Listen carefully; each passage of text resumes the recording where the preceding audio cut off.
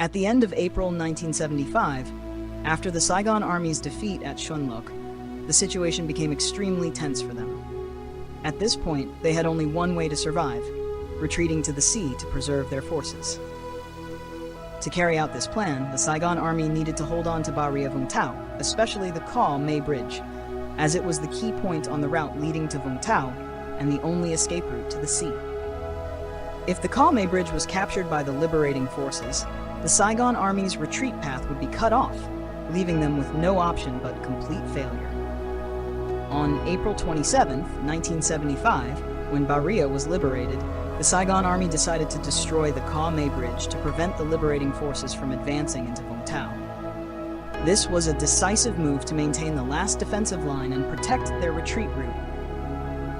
When the liberating forces received the information about the destruction of the Ca Mai Bridge, they immediately prepared to overcome this obstacle.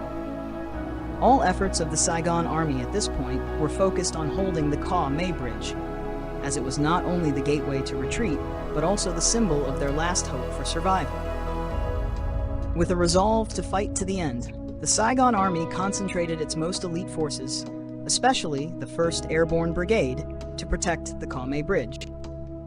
However, the liberating forces were also well prepared and determined to overcome all obstacles to advance into Vũng Tàu, completing the campaign to liberate the South.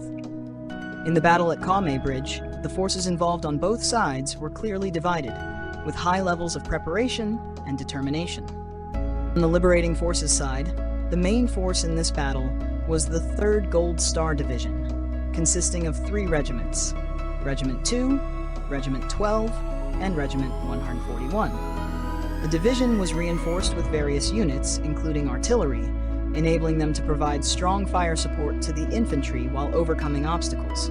Regiment 12 and 141 were tasked with liberating Barrière town, while Regiment 2, the main force, was assigned the mission to advance straight to Vũng Tàu, blocking the Saigon Army's retreat. The 3rd Division Command, under Colonel Giap Van Kuong, coordinated closely with the Barrière Provincial Armed Forces to scout and prepare a plan to cross the Ca Mai Bridge.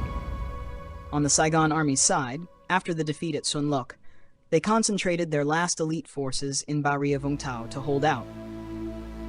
The 1st Airborne Brigade, which had just retreated from Chunlok, was the main force of the Saigon Army in this battle. This brigade had fiercely counterattacked at Barrière on the morning of April 27th, but had to retreat when they could not hold the area. The Saigon Army deployed a Marine battalion, supported by tanks and M113 armored vehicles, to secure the Ca Mai Bridge, fortifying positions and preparing to face the liberating forces. However, despite reinforcements, the Saigon Army faced difficult terrain and fierce attacks from the liberating forces. Regarding strategy and defense, both sides implemented sophisticated and decisive plans to gain the upper hand in this decisive battle. On the liberating forces side, with the goal of crossing the Ca Mai Bridge and advancing into Vũng Tàu, they made meticulous preparations. The 3rd Gold Star Division was tasked with overcoming the natural obstacles and the fortified positions of the Saigon Army.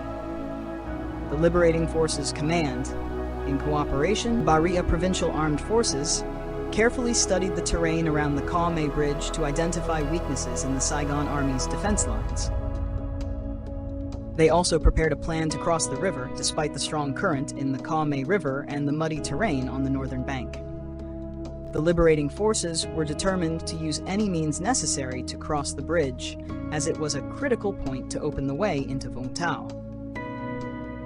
On the Saigon Army's side, after destroying the Ca Mai Bridge on the night of April 27th, they established a fortified defensive line.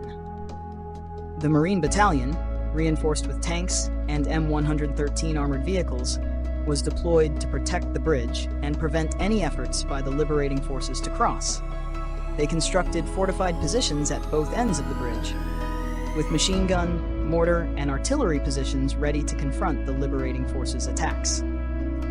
The Saigon Army had established a strong defensive line in this area, hoping to block the liberating forces from entering Vũng Tàu, protecting their only escape route to the sea. However, despite meticulous preparations, both sides faced significant difficulties. The narrow terrain and the surprise attacks from the enemy made the Saigon Army's defensive strategy extremely tense.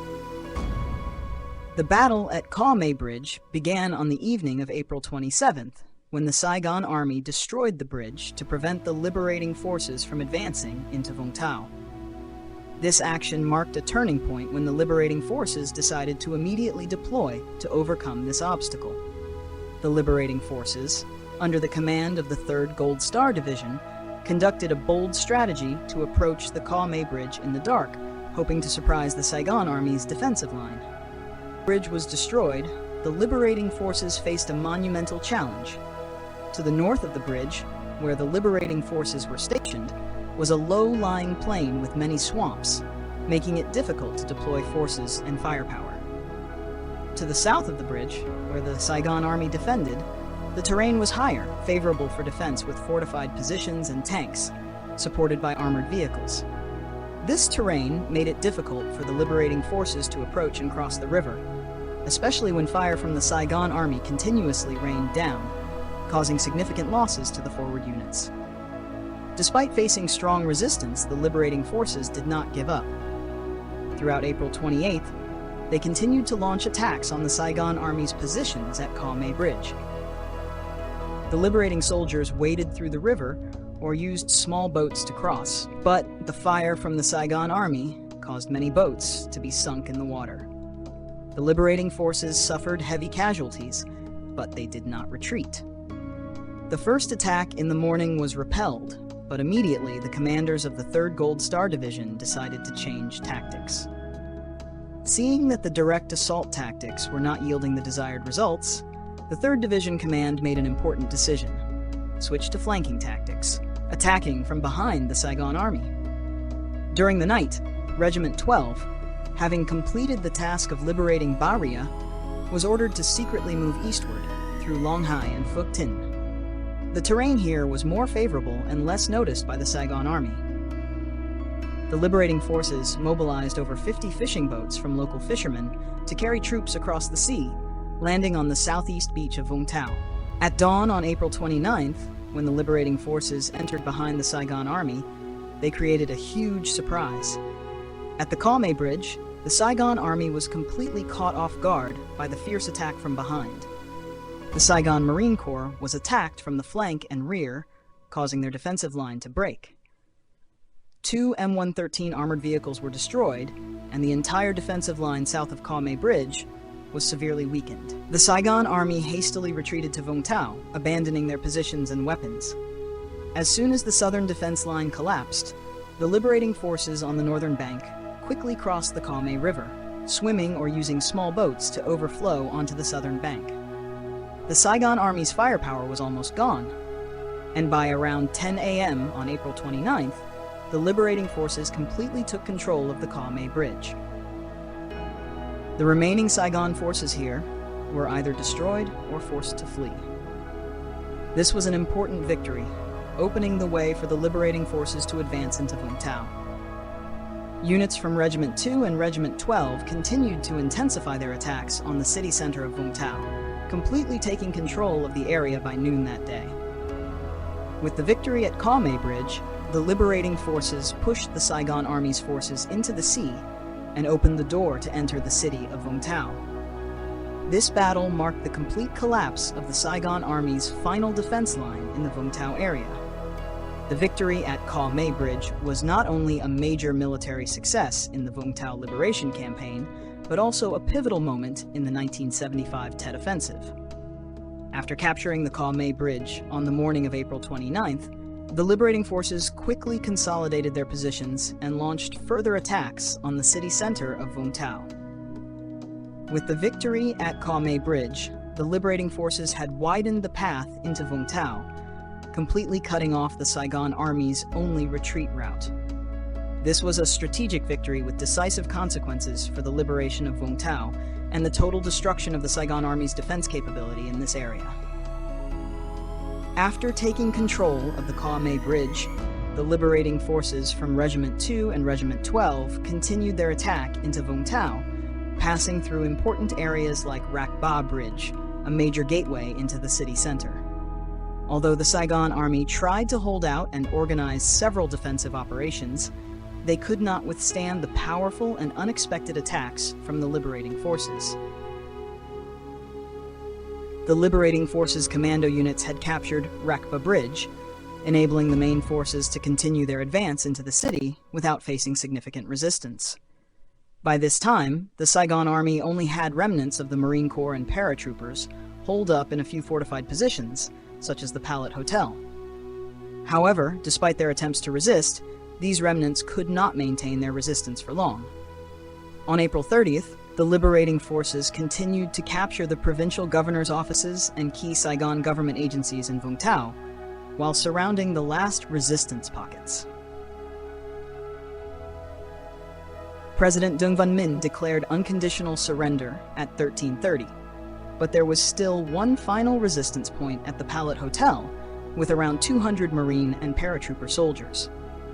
Although they had received surrender orders from the Saigon government, this group continued to resist and fought on. The battle at the Palette Hotel lasted until the afternoon of the same day, when the entire enemy force raised a white flag and surrendered at around 1330. The victory at Ca Mai Bridge and the final collapse of the Saigon Army in Vũng Tàu were key milestones, opening the way into Saigon and completing the final victory of the Liberation War. The sacrifices of the liberating forces at Ca Mai Bridge, where 75 soldiers fell, contributed to this decisive victory, marking the complete end of the Saigon government and the reunification of the country. The victory at Ca Mai Bridge and the collapse of the Vũng Tàu defense line created significant strategic results, not only in the South Liberation Campaign, but also in the broader context of the national resistance against American imperialism.